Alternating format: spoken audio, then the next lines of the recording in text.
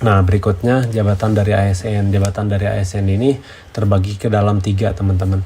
Jadi ada jabatan administrasi, jabatan fungsional, dan JPT atau jabatan pimpinan tinggi. Nah, ini kita bisa langsung lihat ya.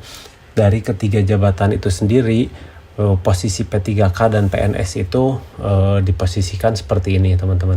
Jadi PNS itu bisa mengisi semua gorong ruang dari 3 jabatan tadi.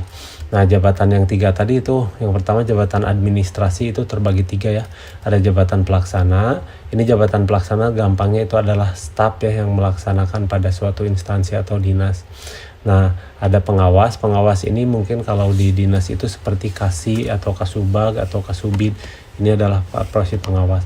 Administrator itu adalah kepala bidang, biasanya kepala bidang atau kepala bidang. Nah, ini adalah administrator. Ini ketiganya boleh ataupun dapat diisi oleh PNS dan harus diisi oleh PNS karena P3K itu tidak mengisi jabatan ketiga ini. Jadi P3K tidak bisa mengisi jabatan ini. Nah, berikutnya jabatan yang bisa diisi oleh P3K ataupun PNS ini ada jabatan fungsional atau JF ya. Jabatan fungsional ini yang dapat diisi oleh P3K. Jabatan fungsional ini terdiri dari 2 atau terbagi dalam 2. Ada jabatan fungsional keahlian, ada jabatan fungsional keterampilan. Keterampilan ya, teman-teman. Ini keahlian. Ini ada keahlian. Nah, jabatan fungsional keahlian dan keterampilan ini masing-masing ada jenjangnya. Jadi ada jabatan fungsional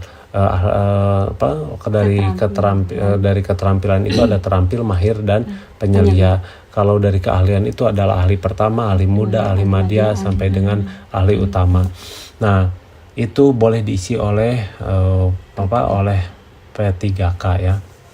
Nah, berikutnya setelah jabatan administrasi, jabatan jabatan fungsional, ada juga yang dimaksud dengan JPT atau jabatan pimpinan tinggi. Nah, jabatan pimpinan tinggi ini seperti apa? Jabatan pimpinan tinggi ini judulnya juga tinggi ya. Jadi mereka adalah para pemangku jabatan yang berada di atas. Makanya kalau kita lihat segitiga hierarki, ini posisinya itu paling atas ya. Nah, jabatan pimpinan tinggi ini terbagi dalam 3. Ada jabatan tinggi pratama, jabatan tinggi madya, dan jabatan tinggi utama. Nah, jabatan tinggi pratama itu selevel seperti kalau di tingkat instansi kabupaten kota itu sekda. Nah, itu jabatan tinggi pratama. Kalau kadis adanya di mana? Kadis adanya di sini. Jabatan tinggi JPT.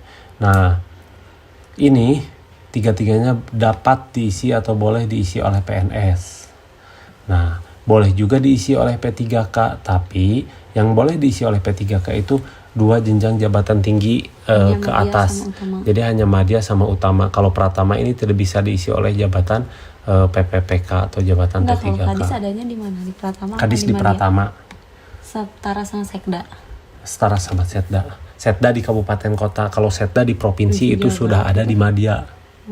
Setara dengan kadis di provinsi, setda di kabupaten kota gitu.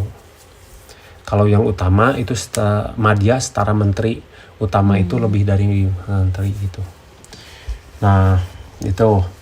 Nah, selain daripada jabatan ASN ataupun jabatan ASN diisi oleh P3K dan juga PNS, jabatan ASN itu ada jabatan ASN tertentu yang dapat diisi dari prajurit Tentara Nasional Indonesia atau anggota Kepolisian Republik Indonesia. Jadi ada jabatan ASN tertentu yang sifatnya strategis dapat diisi oleh TNI ataupun Polri, tentunya dengan ketentuan-ketentuan seperti yang diatur dalam peraturan perundang-undangan.